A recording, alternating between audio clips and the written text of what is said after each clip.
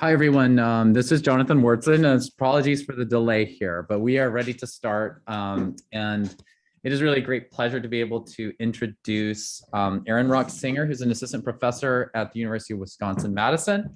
And Aaron is published widely and wildly possibly. And his first book was called Practicing Islam in Egypt, Print, Media and Islamic Revival, that came out a few years ago with Cambridge. And today he's going to be sharing from his new book, which is coming out in days with University of California Press. And the title of this is In the Shade of the Sunna, Salafi Piety in the 20th Century Middle East. And so at long last, we're now really excited. And it's really a pleasure to have you here, Aaron. So I'll hand it over to you. All right. Well, thank you, Jonathan. Thank you. Thank you to Marcia, to Lizzie, to Marwa, to Christine, to everyone who made this visit possible. I'm really grateful. It's lovely to be here in New Haven. So I'm going to begin with a story about my doctoral, when I discovered something I didn't expect to discover. I was studying 1970s Egypt, the rise of an Islamic revival in 1970s Egypt, and I kept coming across the term gender mixing, ikhtilat al-jinsayn. And I assumed, based on what I'd read about Salafis, that this was their work. But they had been doing this for a while, that it came from a particular approach to the Quran and the Sunna. And so, out of an abundance of caution, I went looking for the answer to the question of when Salafis began to talk about gender mixing as a concern, and when they adopted gender segregation as a non-negotiable principle. So as a result, I discovered that the history was a lot more recent than I would have expected. That it was a history that really only emerged in the 1970s. And this started the project and also figures into the cover image of the book, which you can see on the slide. This comes from a 1980 pamphlet by a leading Saudi Salafi by the name of Abdulaziz bin Baz, and it is titled Flaunting and the Danger of Women Joining Men in Their Workplace. It's a very evocative cover. We see this faceless yet alluring brunette clad in a cloak in the background and a glass and a wine bottle along with a deck of cards in the foreground. This pamphlet actually was originally a series of articles in Islamist and Salafi magazines in Egypt, Saudi Arabia, and Kuwait. The same text with some variations appeared at different times over the second half of the 1970s. Now, the author here is a man named Abdulaziz bin Baz, who's one of the true heavyweights of 20th century Salafism alongside Muhammad Nasruddin al-Albani and Ibn al-Uthaymeen. The publisher of this particular book, pamphlet though, is Maktabat al-Salam, which is a defunct Egyptian publishing house. Published some books in the 1980s, and then just kind of, as with so many Islamist publishing houses, just kind of disappeared. Now, I provide this image as for this presentation and also for the book for a very important reason. One, the effective responses that it summons. If you agree with the Salafi project, you say, yeah, this is what we believe in. And if you don't, those effective responses may range from laughter to disgust. But the crucial thing that this cover does is it communicates something central to Salafism as a social movement. Concern not merely with regulating public conduct, but with visibility, with the question of the relationship between what one believes internally, one's ethical position, and how one appears. And this linkage between ethics and visibility is something that will reoccur in this talk. Okay. So today I'm not going to be talking about gender segregation. I'm going to be talking about the emergence of a distinctly Salafi beard, which is, very briefly, a trimmed mustache and a beard, a minimum of a qabda, or a fist. The basic story historically here is that in the 1980s, Salafis from Egypt, across the Levant, and the Persian Gulf came to a consensus that the Salafi beard is a minimum of a fist and that you trim the mustache. Okay, what does that mean? Why do we care? Well, if we think more broadly about how to understand Salafism as a movement, we have a few basic analytical approaches. One of them is that this is a literalist movement. Salafis say that everything they do comes from the Quran and Sunna. To some degree, this is replicated by the academic literature on Salafism. And one would assume that out of a particular interpretive approach, the interpretive approach of literalism, comes a particular result. Now, another argument would be, well, Salafis are engaging in a manner consistent with a longer Islamic legal tradition, that there are pre-modern debates within the fiqh literature over a proper beard, and it is certainly the case that the fist as a measurement is something that is found within the fiqh literature. And finally, there are those who would claim that this comes from a discursive Islamic ethical tradition. This is most prominent in works of Sabah Mahmoud and Charles Hirschkind, and that it reflects engagement with this tradition and its regulating logic. But I want to introduce a different approach here. And here I want to read aloud from a claim by a leading Egyptian Salafi affiliated with Egypt's leading Salafi movement, Ansar as-Sunnah al-Muhammadiyah, in 1988. And this is a man named Ahmad Taha Nasser. And Nasser declared in 1988, the beard serves as a noble announcement to introduce society to what it means to be Sunni. A noble announcement to introduce society to what it means to be Sunni. What does this all mean? How do we make sense of it? One question we might ask is, if Salafism is defined by a particular interpretive approach, and Salafi movements begin to emerge in Egypt in the 1920s, and Sunna is established in 1926. Why does it take till the 1980s for them to form a clear position on the beard? What takes so long if it's so obvious? A second question is why they end up focusing on social practices more broadly and a beard in particular. How might we think of the beard or gender segregation or other Salafi practices such as praying in shoes and the prohibition against letting one's lower garment hang down, the prohibition against the spell? How might we think about these as really central to the movement, at least as important as theology and law? And finally, come back to this quote of Ahmad Taha Nasser. The beard serves as a noble announcement to introduce society to what it means to be Sunni. And here, Sunni is essentially a filler word for Salafi, their understanding of what it means to be Sunni. What are we to make of the communicative function of the beard, about the relationship between one's ethical position and one's appearance? It's here, and we have to make sense of it. So there are a variety of definitional debates about Salafism, question of how to define it, when it starts. This is a debate that has been had between scholars at Yale and scholars elsewhere.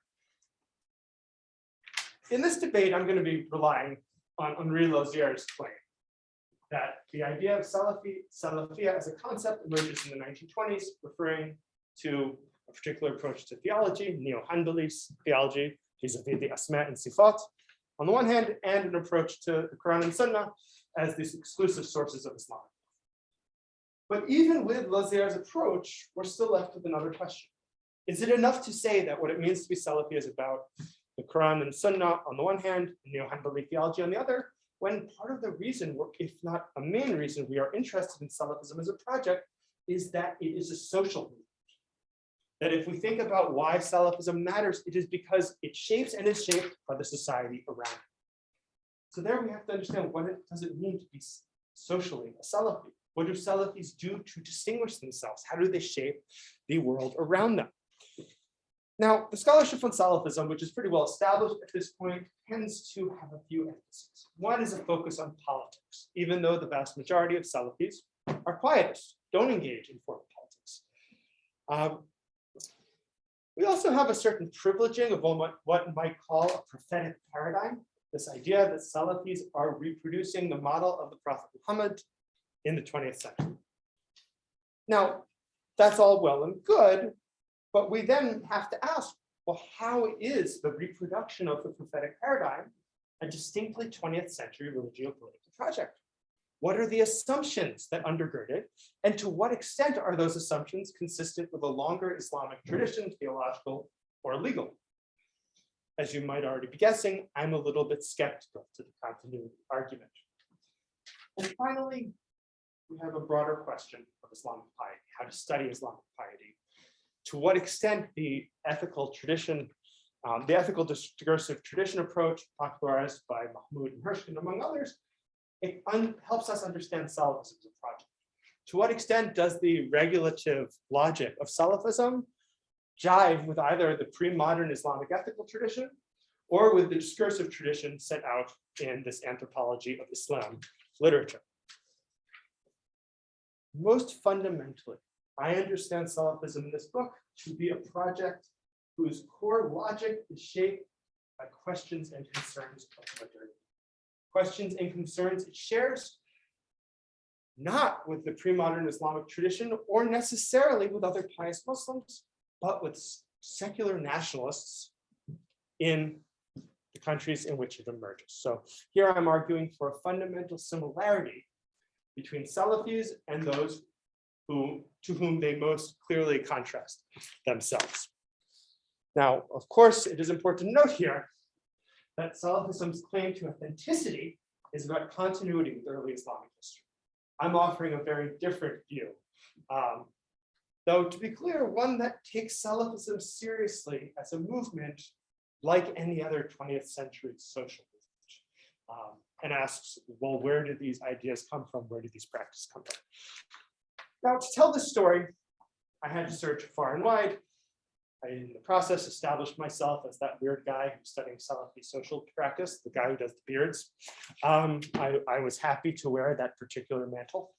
Part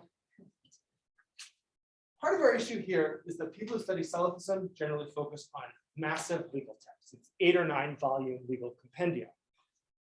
By contrast, I focus on something more ephemeral, periodicals, pamphlets, which give us a sense of the process by which legal rulings become authoritative. One could easily assume that the story of the beard is simply a story of the 1980s if one only looked at the pamphlets from that period, but it is precisely by relying on periodicals that we get a sense of how this question develops over half a century.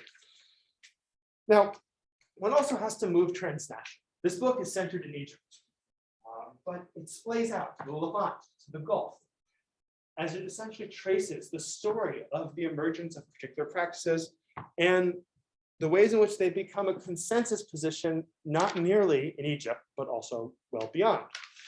And so in doing so, I focus on 4 practices: gender segregation, the beard, praying in shoes, and the prohibition against full-length pants or robes dispelled. Today, though, I'm going to be focusing on the beard and why it matters, why it's so crucial, why it becomes a key part of what it means to be a Salafi. The crucial point here is one cannot be a Salafi without being seen to be a Salafi. That visibility is central to membership in the movement, that we have an assumption of a linkage between ethics and visibility, and that far from being reflective of a pre-modern Islamic tradition, this is actually a characteristic of modern mass societies. It is an outgrowth of projects of subject formation produced by modernizing states. Okay, so I'm going to argue that Salafis in the 1980s formulate a clear position on the beard, and that prior to that, we really don't have a clear position on the beard. In doing so, they engage in a broader project, which is a reconstruction of Islamic history textually, so that they can engage of a reconstruction of their societies socially. Instead of starting with a discursive Islamic tradition, though, I start with the projects of 19th century states, projects of modernization, of the idea of a self-regulating citizen, and of a concern with the connection between where one stands and how one looks. My argument is that the Salafi linkage between ethics and visibility is a direct conceptual descendant of these 19th century projects of subject formation, some of them Ottoman, others of them colonial, and that is the best way analytically to understand this linkage made within contemporary Salafism. Now, let's start with the Ottoman Egyptian portion. In the 19th century, we see the modernization of the Ottoman Egyptian military. Now, for our purposes, we're most interested in uniforms, which are used to not only distinguish between those who are in the military and those outside it, but also to distinguish members of the military from one another based on their function. The idea is your uniform visually communicates who you are in the army. We also see this in the educational system, where students in state institutions are expected to don distinct uniforms, including a dark blue shirt with a single row of buttons, bright red trousers, a badge attached to the collar, and a tarbouch on the head. These are new expectations. They undergird a state-sponsored project of subject formation that links between allegiance and visible practices. That if you're not wearing this, you're not showing your membership, you're not perceived to be a member. Now, in the late 19th century, we also have what Tim Mitchell has called the emergence of a politics of a governance of the self, a siyasa dhatiya, a concern that's expressed in terms of concern with hygiene, education, and discipline. This is the self-regulating aspect here. We have the concern with visibility from the Ottoman Egyptian period. We have the concern with self-regulation from the British colonial period. And this is, of course, a very quick overview of 19th century Egyptian history, but I'm going to just jump ahead here to the interwar period to talk about the shirts movement in 1930s Egypt, where one has the blue shirts of the Wafd, the green shirts of Young Egypt, more broadly, the uniform of the Effendiya, of the tarbouch and the suit. The point is, in all these cases, it's not just that social performance is important. Of course, social performance is important, but social performance is directly linked to where you stand on crucial ideological issues. So this brings us back to the Salafis, or what you were expecting to hear when you asked me to give this talk. How do we see the emergence of distinctly Salafi practices, and how do they link between ethics and visibility? In short, there is no distinct Salafi beard in the 1930s and 40s, nor is there in the 50s and 60s. This is because in the 30s and 40s, Salafis are concerned with the threat of foreign influence, and in the 50s and 60s, well, under the secular nationalist authoritarianism of Abdel Nasser, wearing a beard is not a very good way to get along in society. And I'm going to come back to that in just a minute.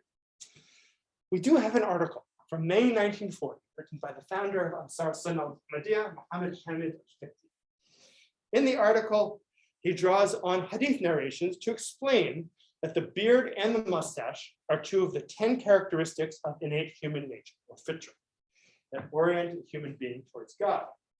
He also notes that the beard constitutes an adornment of masculinity. So we have not simply claims of piety, but claims of gender here, that make it possible for a Muslim man to distinguish himself both from non-Muslim men and from women. So we've got both religious and gender lines here. Yet, while al-Fiqhi cared about a beard, he was very vague otherwise, specifying that a man should, quote, leave it so that it accumulates and grows plentiful. Leave it so it accumulates and grows plentiful. There is nothing here that is distinctly Salafi about this beard. And I see a few of you smiling. I spent a lot of time reading about beard descriptions. In the case of Fiqhi, he clearly cares about the beard as a marker of Islamic identity, but there's nothing specific to distinguish Salafis from other Muslims, pious or impious, who wear beards for reasons of anything from piety to masculinity. And here I want to just show an image of, this is Muhammad Hamid al-Fiqhi. This is Abdul Rahman al-Wakil, another major figure in Ansar Sunna al-Ahmadiyya. Neither of these men have very notable beards. The third person you see here is none other than the founder of the Muslim Brotherhood, Hassan al-Banna.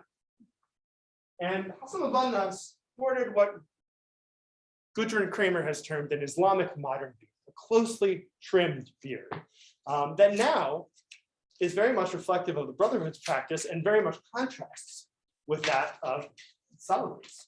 Now, part of what's so interesting here is that the Brotherhood does have a position on the proper beard by the 1930s and 40s. And here I'm quoting from a 1944 article by a scholar named Sayyid Sebek, who would become very important in the Brotherhood. And he states, grow the beard out and let it accumulate so that it should make its wearer appear dignified, and one shouldn't trim it to the point that it is close to shaving, nor should one let it become indecent. Rather, moderation is best as it is in every matter. Now, interestingly enough, Sayyid Sebek's position on trimming the beard, which is enshrined in his classic work, Fiqh Sunna, which is published a few years later, another example of something that first appears in periodical form and then in book form, is he relies on a hadith narration that details the practices of one of the companions of Muhammad, Ibn Omar, in which Ibn Omar is going on Hajj, trims his beard before going on Hajj. Why is this interesting? Not merely because this is the position, the proof text for the Brotherhood, but that this is precisely the proof text that Salafis rely on too, because Ibn Omar trimmed his beard to the fist, to a kabda. And so the Salafi claim to the kabda as a minimal measurement also comes from the same hadith. Very different positions coming out of the same proof text. Now, I noted the challenges of Abdel Nasser's Egypt. I'll go into a little bit more detail about that. Under Abdel Nasser, guards in the infamous military precision of Harbi would often shave the heads and beards of inmates. When they wanted to mock them in particular, they would shave half a beard and half a head. It's also the case that in 1966, in a speech in the Delta textile town of Al-Mahalla al-Kubra, Abdel Nasser declared, someone who grows out his beard comes to you and says socialism is disbelief, kufr. Someone who claims that socialism opposes Islam is the person who will take the country's wealth for himself. Now, this isn't directed specifically at Salafis. It likely was directed at the Muslim Brotherhood. But it speaks to both a certain ideological challenge posed by the beard as contrasted with a clean-shaven secular nationalist with a mustache, and also speaks to some of the repression that was experienced by those who sought to wear a beard. Okay, this brings us to the 1970s. We've now taken about 40 years and 15 days.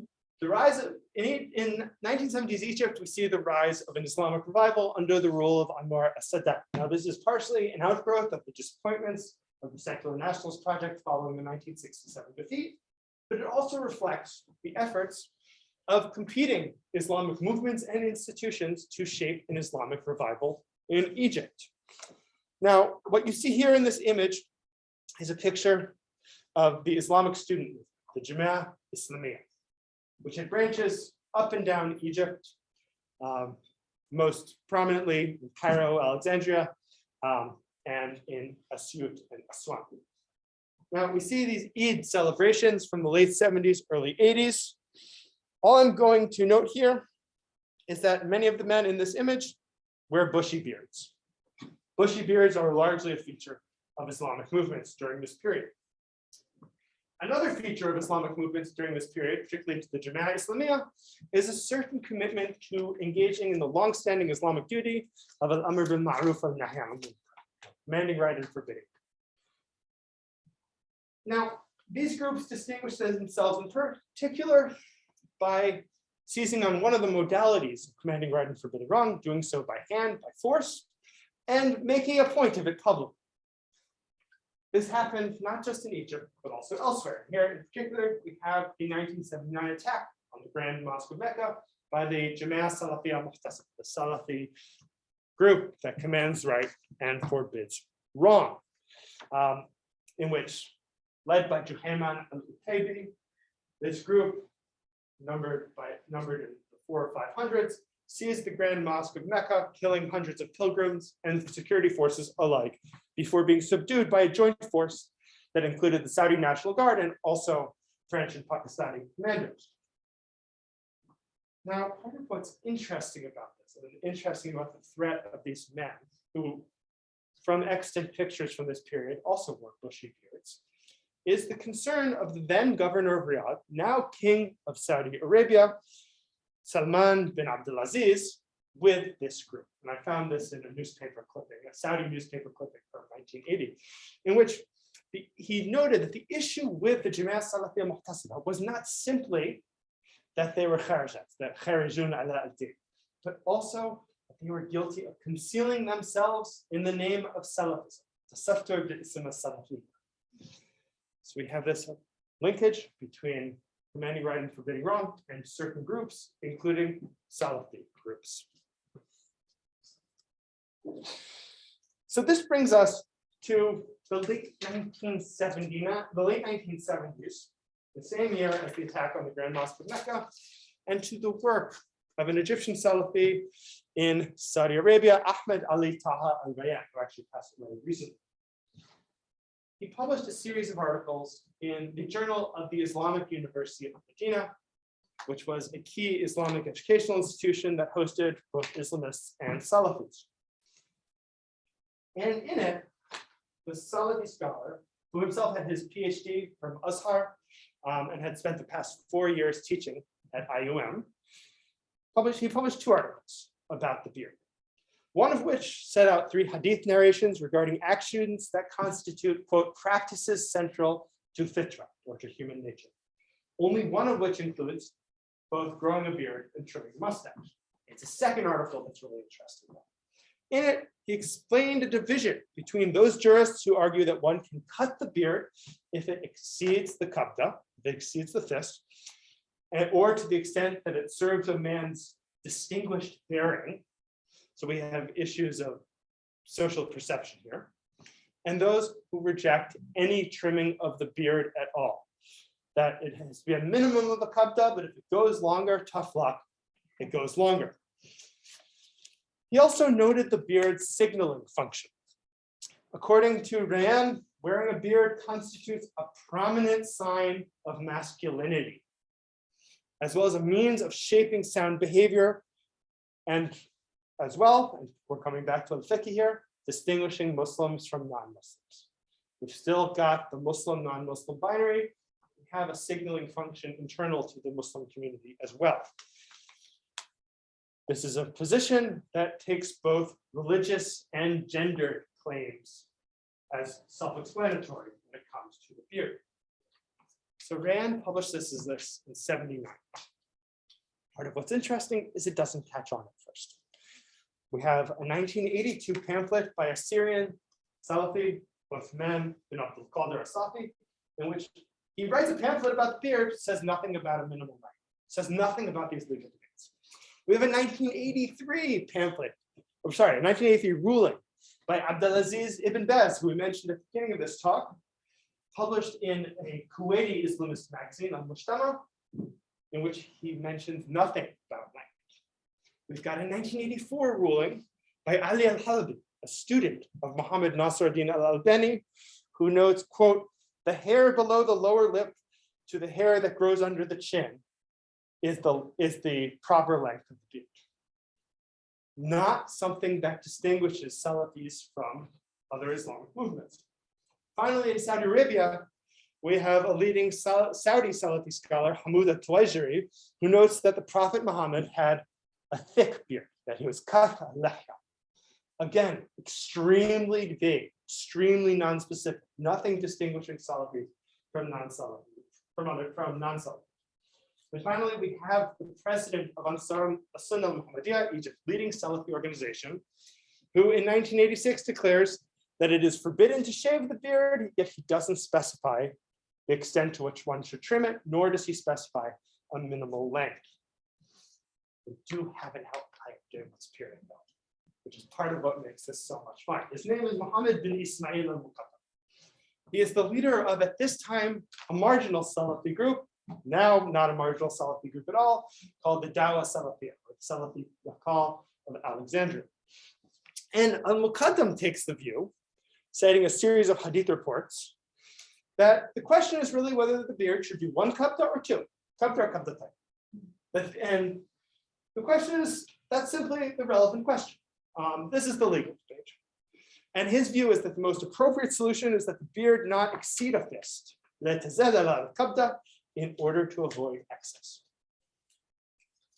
But I can't emphasize enough how much Rayan and Muqaddam are minority voices here. This is not the Salafi consensus. To put it differently, Salafism emerges as a project in Egypt with the 1926 establishment of Ansar Sunna, and here we are 60 years later. And we're only starting to come to a consensus on what a Salafi beard is. So it's during the second half of the 80s that the question of the beard gains greater urgency. This can't be disconnected, it can't be separated from the attacks of jihadi groups on a variety of civilian targets, whether nightclubs, liquor stores, or former government ministers and journalists during this period. Now, some of these jihadi groups are Salafi, but most are not. And by that I mean most do not take a distinctly Salafi approach to theology. They don't subscribe to neo-Hanbali theology. They don't really think about theology that much. By and large, they're inspired by the later works of Sayyid Qutb. And Qutb himself was not a Salafi. Indeed, when Salafis talk about Qutb, and they invariably talk about him, and they need to find a way to express their appreciation of him, they always have approached with some awkwardness the fact that he was clearly not a neo-Hanbali, but rather an Ash'ari, and that their basic position is that Ash'aris burn in hell. So this is a problem. And so they try to find a variety of ways to rehabilitate him, but it's always hard to get away from the fact that Qutb was simply not a Salafi in theology. Okay, so in the late 1980s, we have a series of debates about the equation between the conflation of Salafism and jihad. In a 1987 article in Ansar Sunnah's magazine of Tawheed, the editor at the time vents his frustration that in the aftermath of incidents of terror and violence in Cairo, writers have, quote, sought to make people fear every bearded man, accusing those who wear the beard and the long robe, the jilbab, of terrorism. This also comes up in a Saudi periodical published, affiliated with the Saudi Awakening, or Sahwa, Al-Bayan. Titled, "Where is Egypt Going?" The author, Muhammad Abdullah, notes the increased popularity of the beard and the long robe in Egypt and complains that the proponents of jihad in Egypt were not necessarily Salafis. They've got a visibility problem. The quietists keep getting conflated with people who are not quietists in the least. And to return to Ahmed Taha Nasser, whom I quoted at the very beginning of this talk, the beard serves as a noble announcement to introduce society to what it means to be Sunni.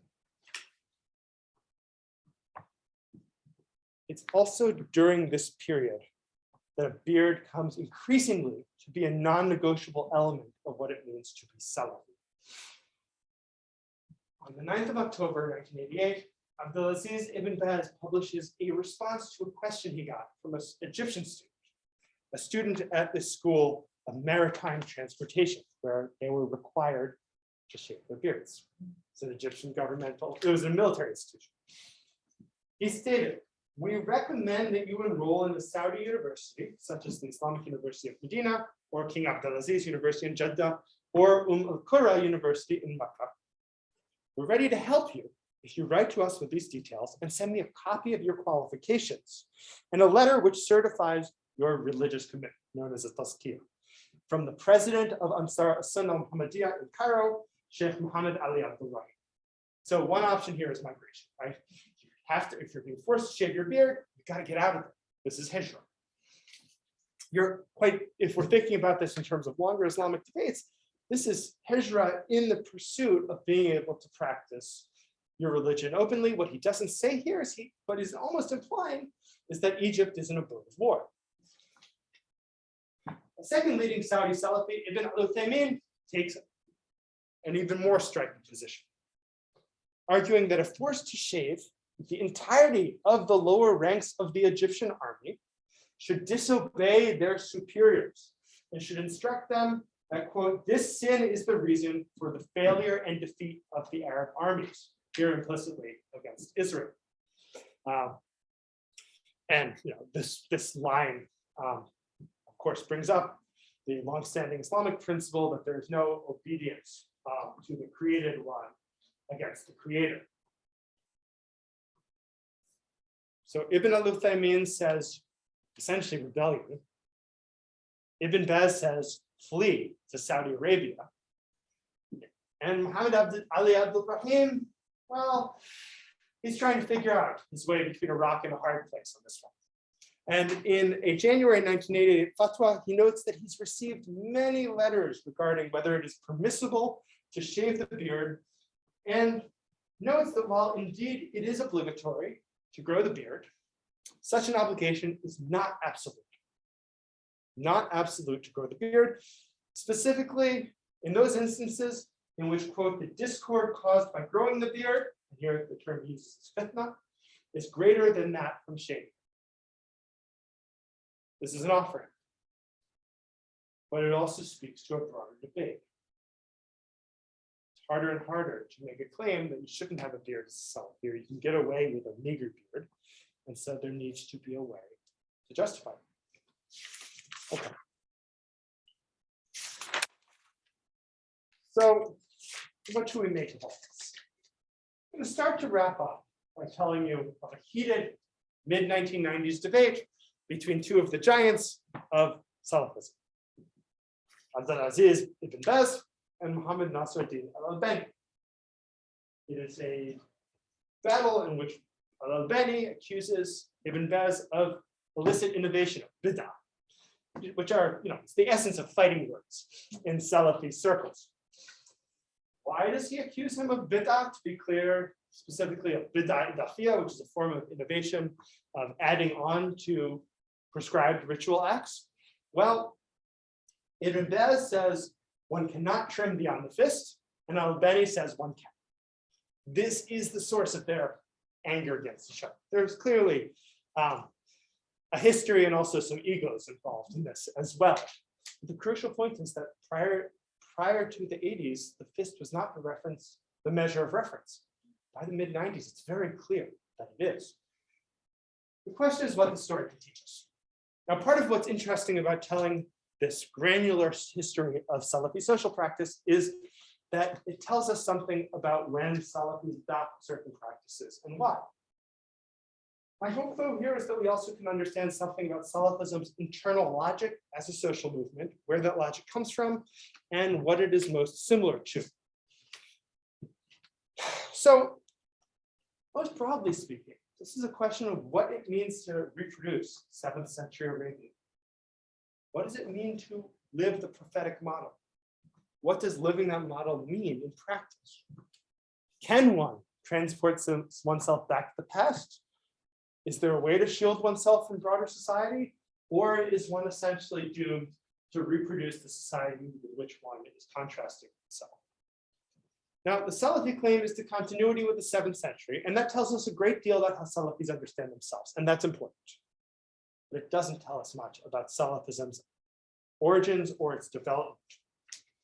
Now, in this talk, I've argued that Salafism is a project best understood within the ideological contestations of modernity, specifically the concern with the linkage between ethics and visibility. This is central to Salafi social practice. It is a logic not found in the pre-modern tradition.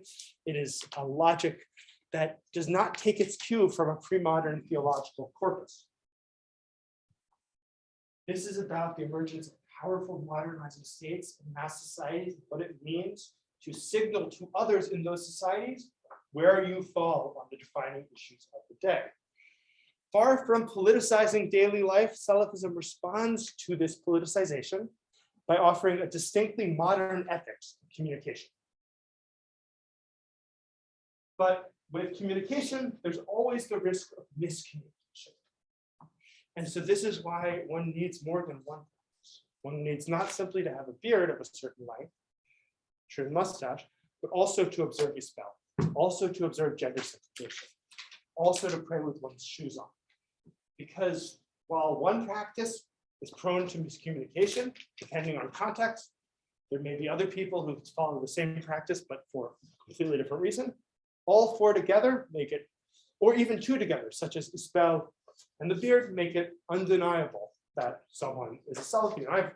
And I once saw this actually when I was in Philadelphia and going to the gym, and I saw a guy with a great Salafi beard at the gym. But then my question is, well, does he just, particularly with crossover between Islamic fashion and African American fashion in Philadelphia, I said, is he really a Salafi, or is this part of this broader cultural crossover? So I look at his pants and I see that he's observing his spell, and I'm sure without a shadow of a doubt that he's a Salafi. And then I thought, should I tell him that I've been thinking about this? And I said, no, that would be too. But it's this risk of miscommunication that requires the multiple practices. This also tells us something about the material and perceptual conditions of Islamic scholarly reasoning in the 20th century. If we think of the work of Talal Asad on discursive traditions, that has spawned essentially two, in some respects, parallel streams. One is the anthropology of Islam literature, and the other in work by people such as Muhammad Qasim Zaman and Junaid Qadri, a focus on what does it mean to participate in the Islamic discursive tradition, particularly among the ulama. We get a sense here of how the ground under the ulama has shifted quite strikingly. How the logics that they use would not be logics that made much sense to their pre-modern forebears. We also get a sense of how citation is not simply a textual practice, but also a bodily practice. What does it mean for a Salafi to wear a Salafi beard? They're citing the Prophet's model. They're citing Hadith reports through how they conduct themselves publicly. The textual and the embodied are linked here. They're literally seeking to live the text in their bodies. Now, this is also in some respects a challenge to the anthropology of Islam literature and Islamic piety. It challenges the assumption, sometimes implicit, other times explicit, that contemporary Islamic movements rely primarily on a model of embodied ethical practice that, in its core, it has continuities with the pre-modern Islamic tradition. Now, I think there's a lot to value in this approach. I think it highlights the engagement with pre-modern religious texts. I think it's really important to comprehend people in the way that they understand themselves. I think the sort of self-perception is really crucial, but it's necessary, but not sufficient. Here we see a citation of past authorities that speaks to a very different world, a different logic. That yes, it's about citation of the past, but it's a citation of the past that's premised on totally different logic. That wouldn't make sense to these past authorities at all, and that has far more in common with competing ideological movements that have no particular interest in the preservation of either Islamic thought or practice. And finally, a point about sources. I wear multiple hats, but one of them is as a historian of Islamic law. Most historians of Islamic law study large legal content. These are important texts. But what I hope this project on Salafism underscores is that if we want to understand Islamic law in the 20th century, if we want to understand its development, if we want to understand the logic and the process by which particular positions are reached, we need to look at periodicals, we need to look at pamphlets. These are key sites for the negotiation of the Islamic legal tradition in the 20th century and will continue to be so in the 21st. So I'm going to wrap up here. Thank you all for coming, and I look forward to your questions.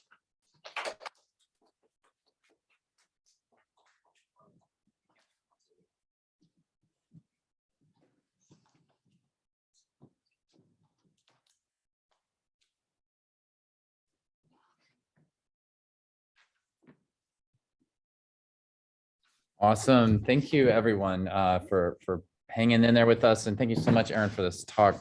Maybe I'll kind of point our things there. This first question that's coming out. I'll do this one from Yusuf Gursi, which is very much in this on that last points that you're making is the signaling that's being done, the visible, these sorts of embodied practices with the beard, and how that functions within the. So I think this is in reference probably to Egypt or elsewhere.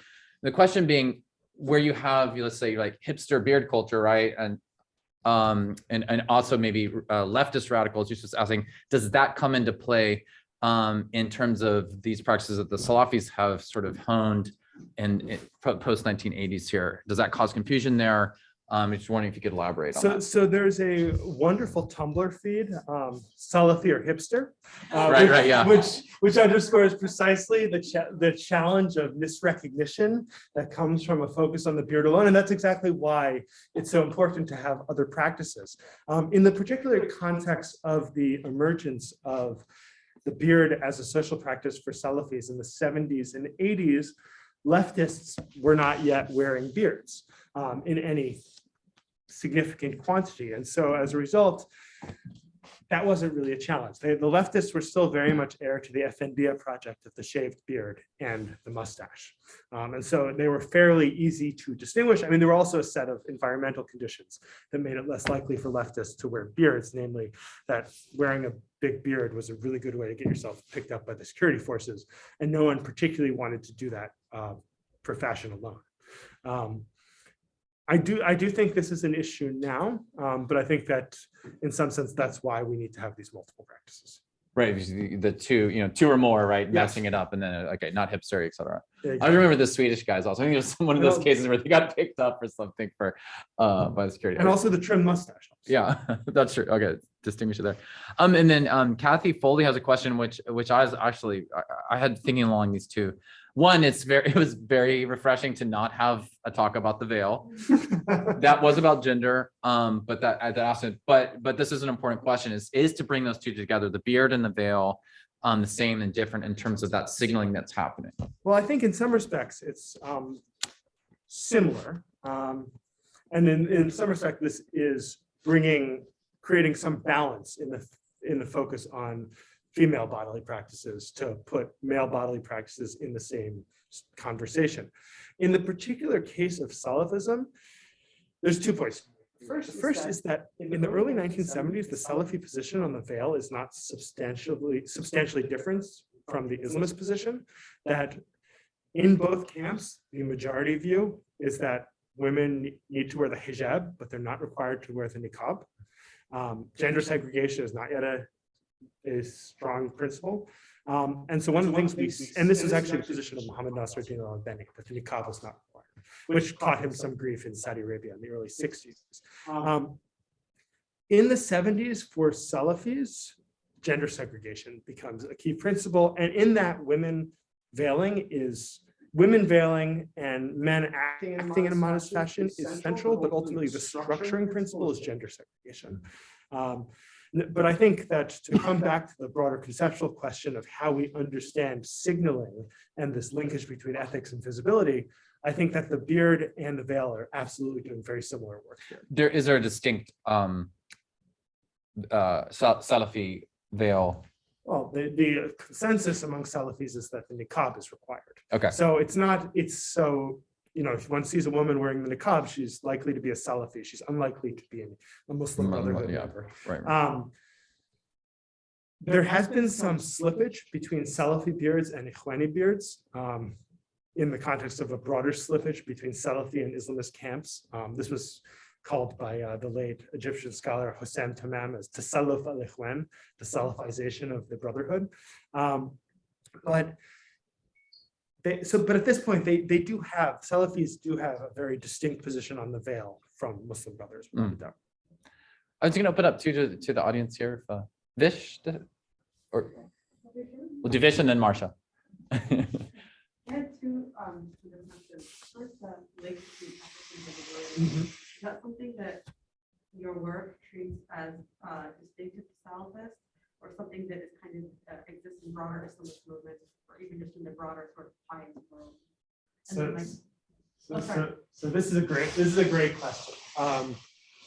There's a wonderful story from the 1930s by a member of, it appears in a memoir by a member of the Muslim Sisters organization, Sayyidat al-Akhwat al-Muslimat, and in which she describes an interaction with Hassan al-Banna and a particularly keen young man who was a member of the Brotherhood, whose beard was sort of all over the place, huge beard. And basically he said to al-Banna, I'm so pious. Look, I'm living the Sunna. This is so important, essentially seeking recognition. And Al-Banna said, I appreciate your keenness for the Sunnah, but we cannot appear foreign or strange, gharib, from our society. Our goal is not to be visual, to read this. Our goal is not to be visibly different from our society. We need to look like our society, because if we don't look like our society, we can't do dawah effectively. And if we can't do dawah effectively, then we are failing to uphold a basic obligation we have as Muslims. So to this day, we see an effort by members of the Ikhwan following Al-Banna's model, not to go to these extremes of visible distinction, because they are they're not seeking to appear different. They're seeking to appear similar to others in their society. So in some sense, we have a concern with visibility and a linkage between ethics and visibility, but it's a conscious decision not to lean in on difference, but rather to aim towards similarity. I got a question now from Marsha. Very interesting. I mean, it's so nice to hear about masculine practice. And actually the beard as a sort of sign of masculinity too. I mean, it's not just a sign of some sort of religious statement, but it is about men's sense of self as men, right? Which I think is really interesting. And it's so interesting that the beard is starting, you're working in a particular period, but modern history, I mean, it's not that long ago that all of these debates were sort of playing out. I'm just wondering, if you go forward, are there arguments, about the way one should look and, act, but visibly look, still playing out? And you talking about the anthropology of Islam, I think it would be a great project for somebody to sort of be working with men who are perhaps still arguing about some of these issues. I just wanted to know if you have a sense of that, or are things kind of settled among, Salafis about men's comportment? I think the questions of comportment are largely settled. Though the questions of visibility continue to pose a challenge. Here, I'll tell you a story I spent some time reading Salafi message boards, and I'm thinking of, this is from the late 2000s. It was a message board over the beard. And specifically, the poster was a young man, a Jewish convert to Islam, who had become a Salafi, but said, I'm a Jewish convert to Islam. I am a Salafi, but I have a problem. My beard is patchy and emaciated, and I want to resemble the Prophet of God. What do I do? What are my options here? I literally can't grow a beard. And I have some sympathy for this guy, because I couldn't grow a Salafi beard either. Yes. And so he was faced with this conundrum, and no one could, people could say to him, and the gist of the responses were, well, you're still a Salafi as long as you're trying. But he still faced the challenge of misrecognition as a non-Salafi because he couldn't grow a Salafi beard. And he really desperately cared to be perceived as a Salafi.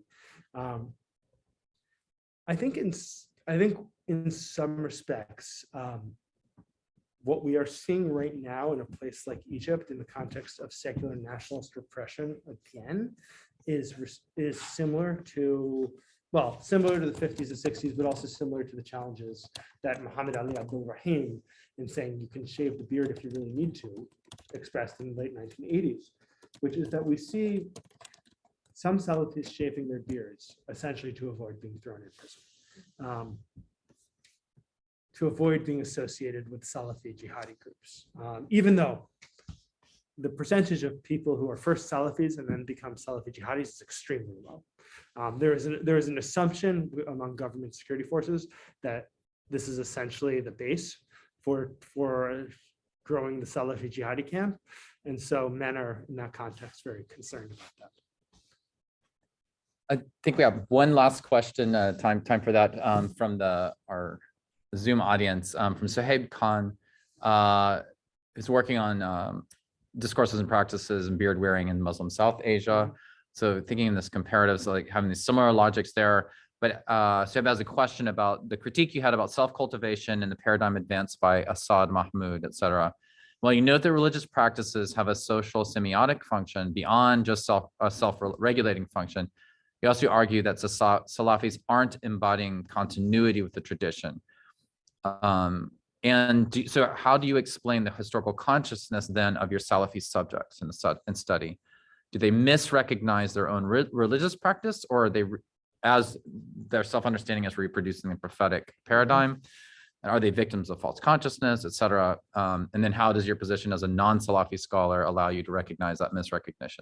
And also loved your article in Islamic Society. So yeah, but here's a great question, Suhaib. Thank you so much. Perfect. So I guess a few comments here. I don't know if I can say whether they're victims of false consciousness or what it means to misrecognize their own religious practice. I think to the extent that misrecognition of religious practice is a feature of Salafism, it's a feature of modern religious movements more broadly.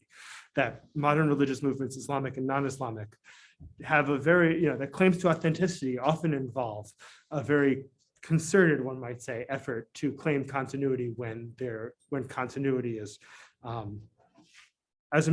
continuity as essentially defined by a litmus test of would scholars 200 years before, would this make sense to them, is lacking, to say the least. I think in some sense this is a story of modernity and the way in which modernity reconfigures how we think about the world and live within it and understand ourselves and our relationship to the past. Here, let me just look at this question again.